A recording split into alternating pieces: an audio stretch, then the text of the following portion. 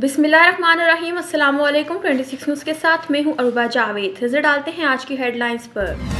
Army chief general Asim Munir ने कहा कि सिक्योरिटी अदारों में बगावत को हवा देने वाला पाकिस्तान दुश्मन है। Army chief general Syed Asim Munir ने ओवरसीज पाकिस्तानी कन्वेंशन से खिताब करते हुए कहा कि आप सिर्फ पाकिस्तान की सफीर ही नहीं बल्कि वो रोशनी है जो अक़वाम आलम को रोशन करती है। और ब्रेन ड्रेन का बयानिया बनाने वाले जान ले कि ये ब्रेन ड्रेन नहीं बल्कि ब्रेन गेन है। उन्होंने कहा कि जब तक अवाम फौज के साथ खड़े हैं कोई पाकिस्तान को नुकसान नहीं पहुँचा सकता और पाकिस्तान की सिक्योरिटी अदारों में जो बगावत को हवा देता है वो पाकिस्तान का दुश्मन है। जनरल सैयद आसिम मुनीर ने कहा कि मुट्ठी भर दहशतगर्द पाकिस्तान को रोशन मुस्तकबिल की जानिब बढ़ने से नहीं रोक सकते, जबकि दहशतगर्दों की 10 नस्लें भी बलोचिस्तान और पाकिस्तान का कुछ नहीं बिगाड़ सकती। बलोचिस्तान पाकिस्तान की तकदीर और हमारे माथे का झूमर है। उन्होंने कहा कि जिस मुल्क के तमाम अदारे आइन के मुताबिक काम करे ऐसी रियासत को हार्ट स्टेट कहा जाता है। पाकिस्तानी कौम अपने शुहदा को नहायत इज्जत और वकार की निगाह से देखती है, जबकि कश्मीर पाकिस्तान का शेरक था और हमेशा रहेगा। आर्मी चीफ ने कहा कि पाकिस्तानियों का दिल हमेशा गजा के मुसलमानों के साथ धड़कता है।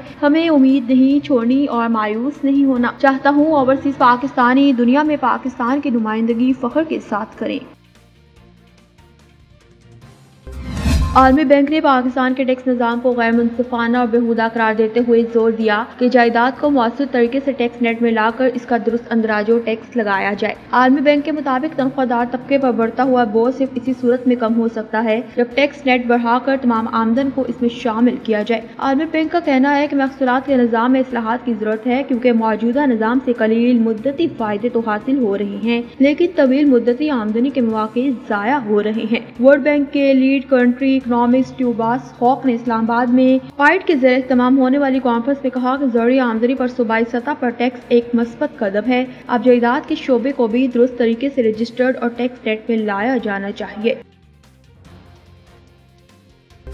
पाक बांग्लादेश के दरमियान 13 साल बाद मुज़ाकरात आज ढाका में शुरू होंगे। सेक्रेटरी खारजा आमना बलोच ढाका पहुंच गई। दोनों मुल्कों के खारजा सेक्रेटरी वफूद की क़यादत करेंगे। ये मशावरती अजलास 13 साल बाद हो रहा है। दोनों ममालिक के दरमियान दो तरफा सियासी मशावरत का सिलसिला आज 13 साल बाद दोबारा बहाल होने जा रहा है। सेक्रेटरी खारजा आमना बलोच गुज़िश्ता रोज ढाका पहुंची तो बांग्लादेश के डायरेक्टर जनरल बराए जनूबी एशिया इशरत जहां ने इनका इस्तकबाल किया। पाकिस्तान और बांग्लादेश के माबैन मशावरती अजलास में अमूर इलाकाई सूरत हाल और दो तरफा ताउन के फरोग देने से मुतालिक मुख्तलिफ पहलुओं पर गुफ्तगू की जाएगी। याद रहे कि पाकिस्तान और बांग्लादेश के दरमियान आखिरी सियासी मशावरती अजलास 2012 में मुनाकिद हुआ था।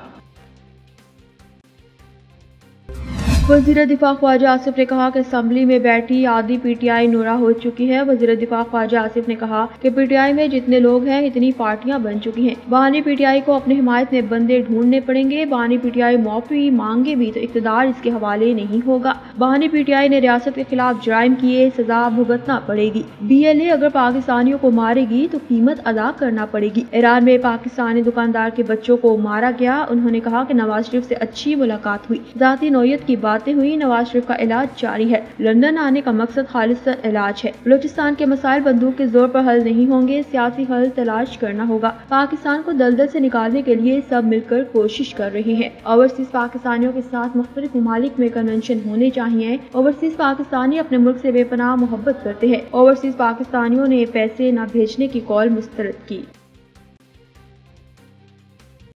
न्यूज़ स्टूडियो से फिल वक्त तक के लिए इतना ही। मजीद खबरों और अपडेट्स के लिए देखते रहिए 26 न्यूज़।